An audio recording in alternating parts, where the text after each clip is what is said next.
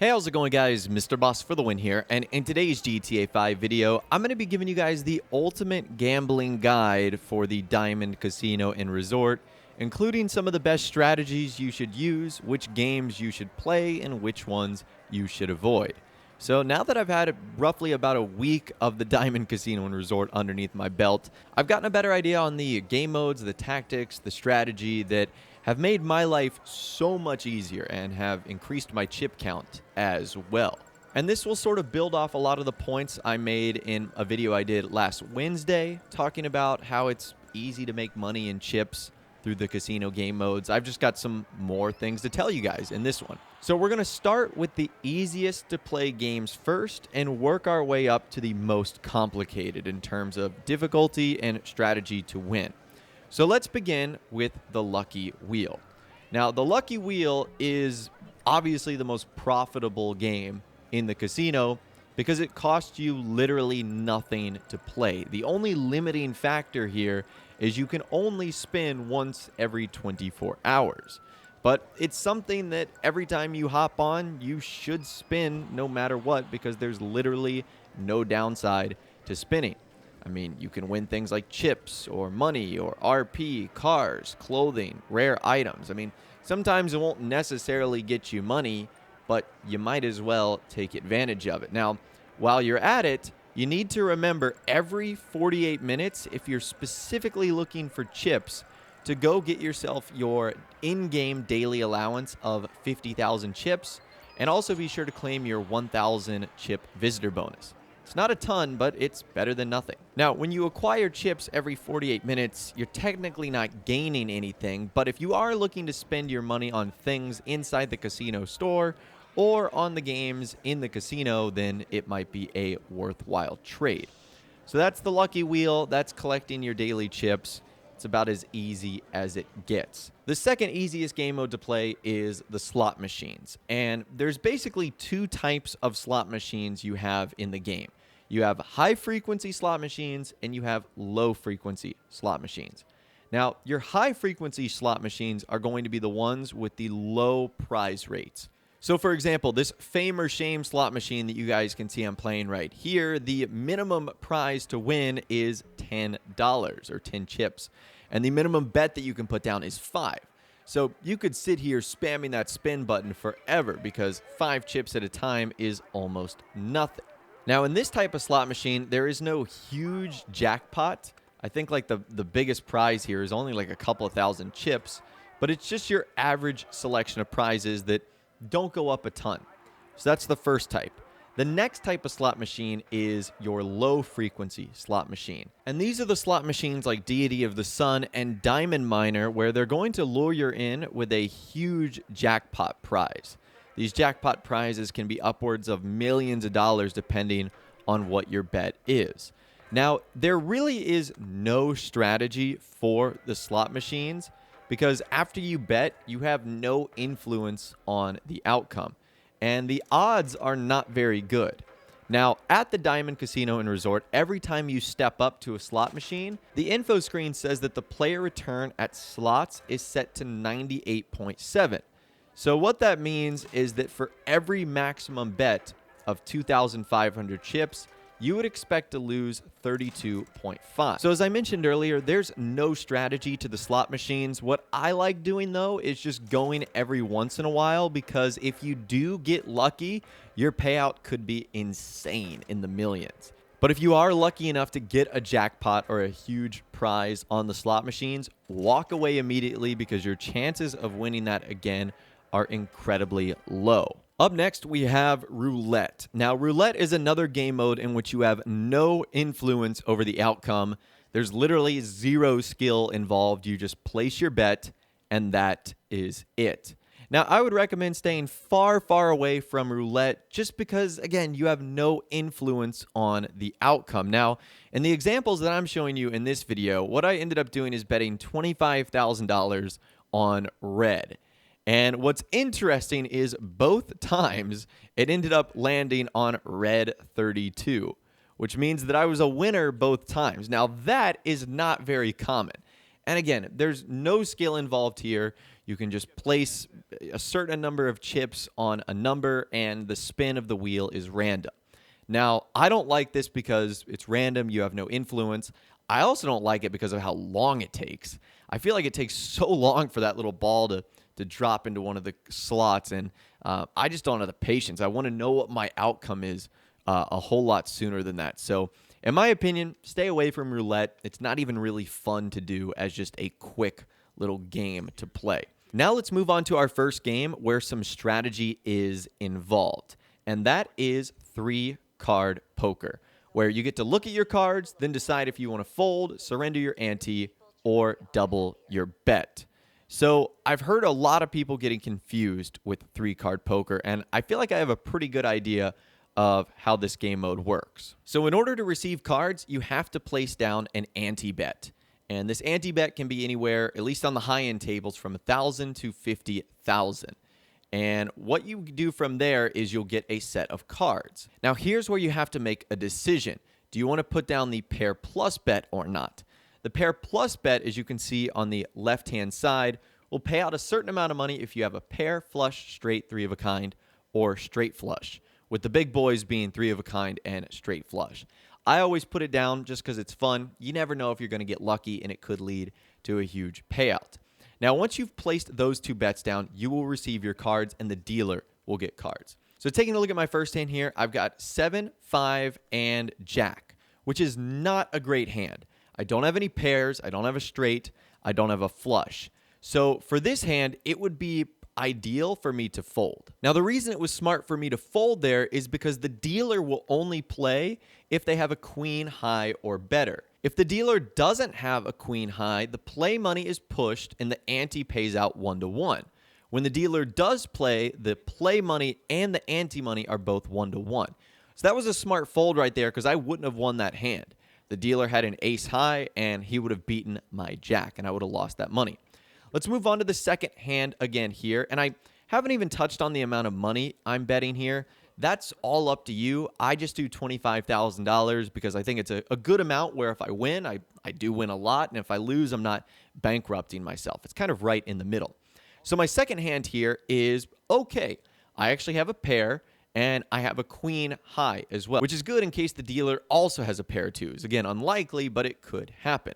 So this is a hand we actually want to play. We have a pair and we have a queen, and this could be good. And our hand was pretty good. Unfortunately, the dealer's hand was even better as he pulled out a straight ace, 2, and 3. So what can you do? Sometimes when you have a good hand, you lose, but we did get our money back from the pair plus bet. So let's keep it going. On the next hand here, you can see the cards we have are awesome. On the surface level, you might not think they're all that great, but you can see there 7, 8, 9, that is a straight. So our pair plus bet is going to pay out 6-to-1, and there's a good chance we're going to win this hand. So we definitely want to bet.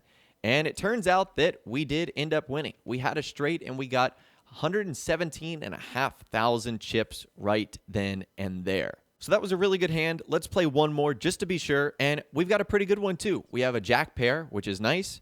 And then we have a 3 of diamonds, which really doesn't do anything for us. But we should bet that hand. And unfortunately, again, sometimes you have good hands. The dealer just has a better one. Look what the dealer pulled out. A pair of queens and a king. That's unbelievable. So again, sometimes you win, sometimes you lose.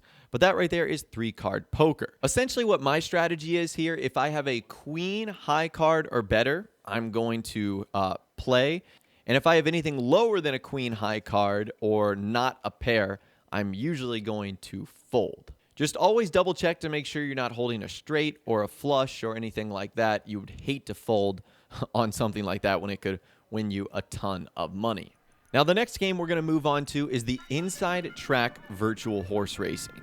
And in my opinion, this is easily the most profitable game mode that I have had so far.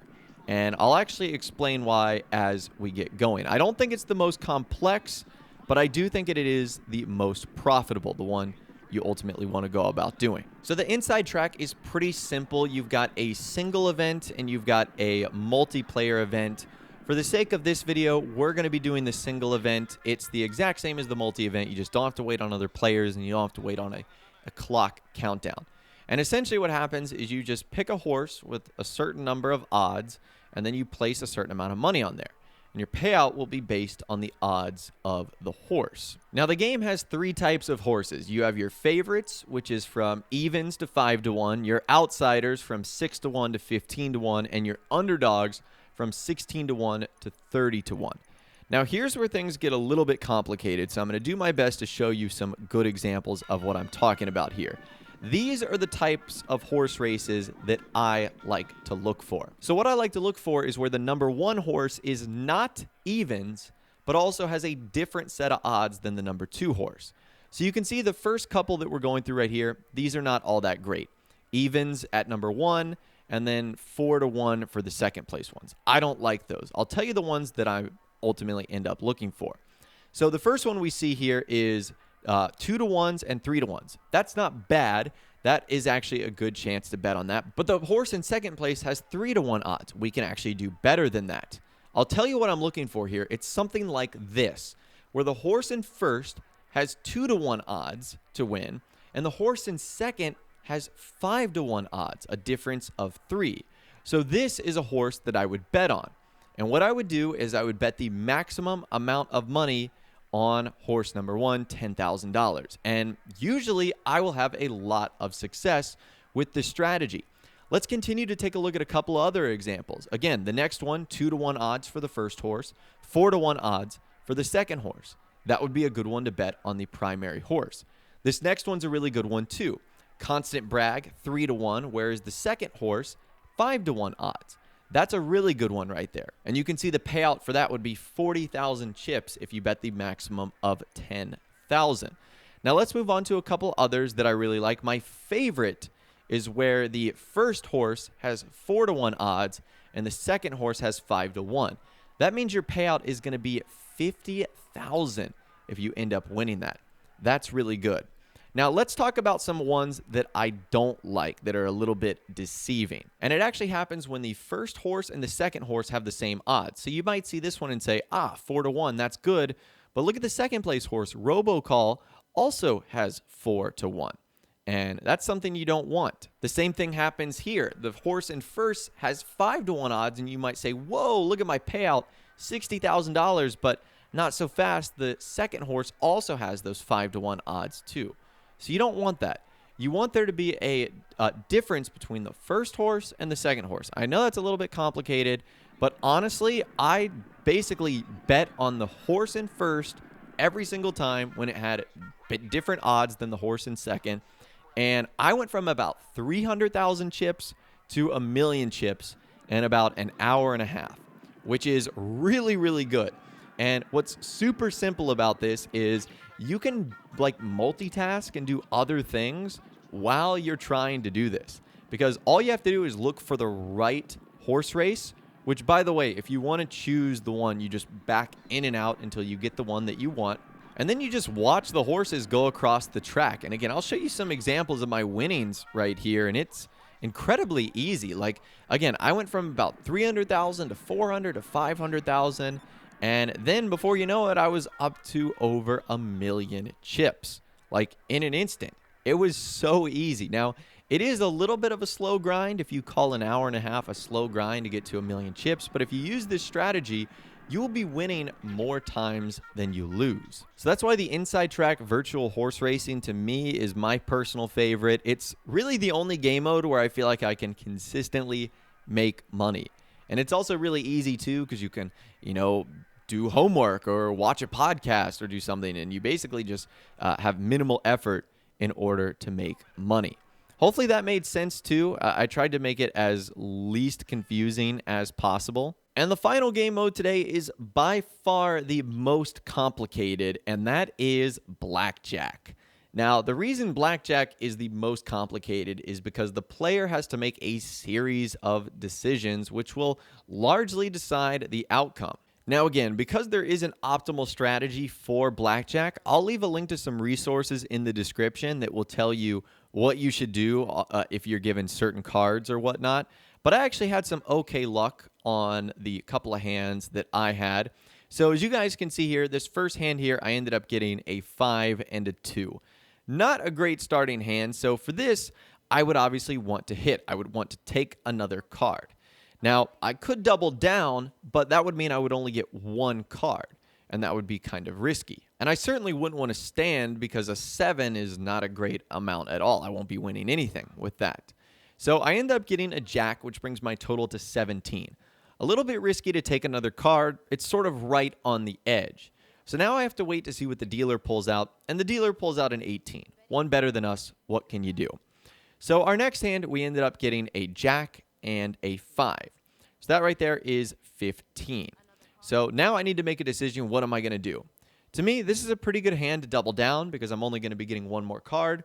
And there's a good chance that I could get a card that will loft me closer to 21.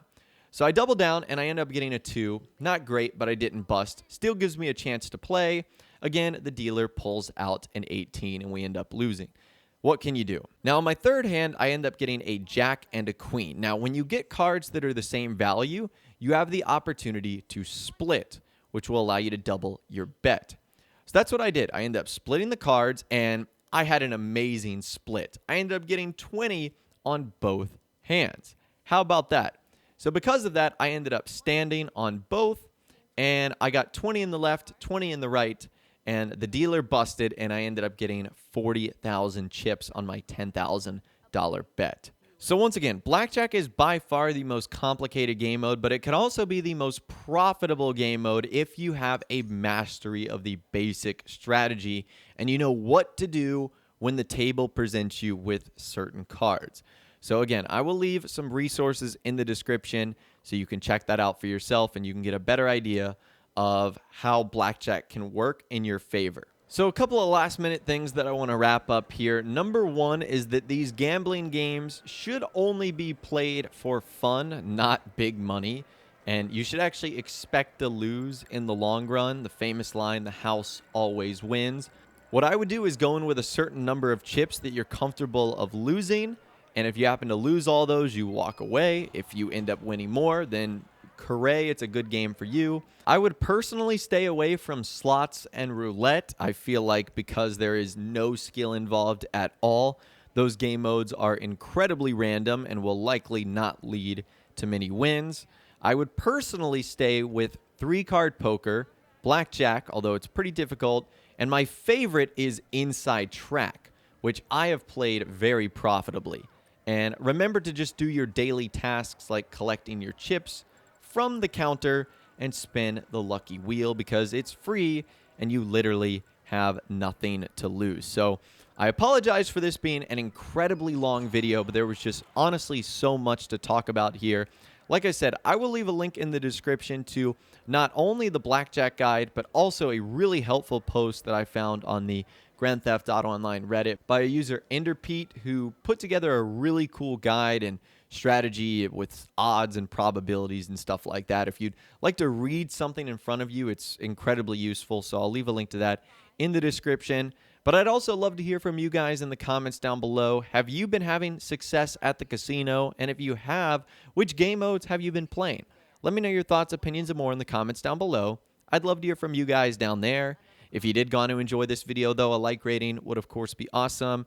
And remember to subscribe if you guys are new or you want to stay up to date on all the latest GTA 5 casino news, info, videos, and more. And be sure to ring that notification bell as well. Sometimes YouTube just doesn't work, and if you ring that bell, you'll always be guaranteed to be notified when new videos arrive. But, of course, as always, guys, thank you all so much for watching. Take care, and I'll see you guys in the next video.